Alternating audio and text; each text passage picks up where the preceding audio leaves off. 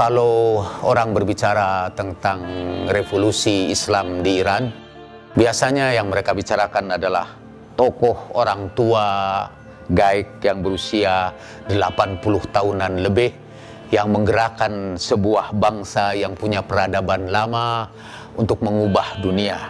Orang itu adalah Imam Khomeini.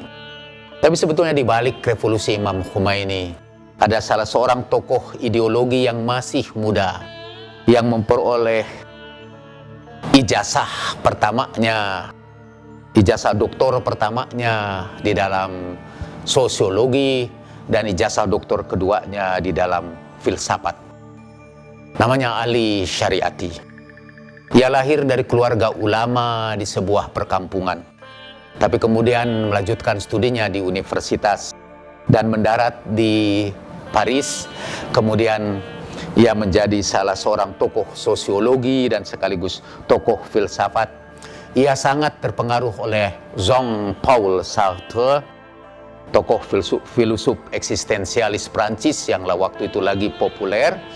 Dan ketika ia pulang ke negerinya, ia melihat sejarah dengan pandangan yang sangat diwarnai oleh eksistensialisme Sartre dan oleh filosof sejarah, terutama saya kira Karl Marx.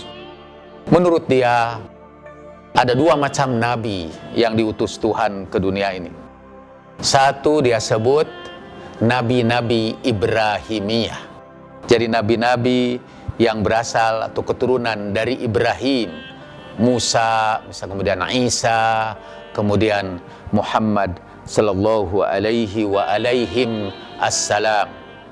Ini nabi-nabi Ibrahimiyah. Dan satu lagi adalah nabi-nabi non-Ibrahimiyah, yaitu seperti Buddha di timur. Dan biasanya nabi-nabi itu berasal dari timur. Ia bandingkan antara Buddha misalnya dengan Musa sebagai perbandingan antara dua macam nabi. Apa tanda nabi-nabi Ibrahimiyah? Nabi Ibrahimiyah itu lahir dari kelompok kecil, dari rakyat biasa. Sementara nabi-nabi non-Ibrahimiyah seperti Buddha lahir di istana. Seperti kita ketahui, Siddhartha lahir dari istana, melarikan diri dari istana, kemudian kembali lagi ke istana dan menyebarkan agama. Nabi-nabi Ibrahimiyah seperti Nabi Musa. Nabi Musa lahir dari rakyat biasa yang kemudian malah dibuang oleh ibunya di sungai, dipelihara sempat di istana, tapi setelah itu meninggalkan istana dan melawan istana. Begitu pula Nabi Isa. Dia tiba-tiba dilahirkan di sebuah kandang binatang. Kemudian setelah itu dia membersihkan gereja. Setelah itu dia melawan penguasa untuk menegakkan keadilan.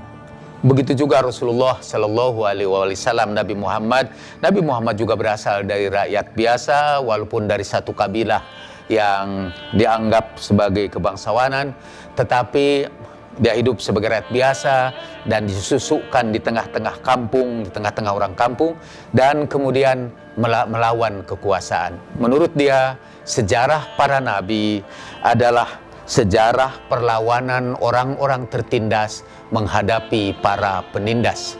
Ali Shariati menyebutnya sebagai mustad'afin melawan kelompok mustakbirin. Ada orang yang mengkritik faham Ali Shariati itu dengan mengatakan bahwa paham keagamaannya sangat Marxian. Karena menurut Karl Marx, agama adalah sebuah pertentangan kelas, Klassenstreit, antara kelompok orang-orang miskin yang diambil hak-haknya dengan kelompok para penindas. Tapi Ali Shariati mempunyai dasar yang kuat, baik di dalam Al-Quran maupun hadis Nabi.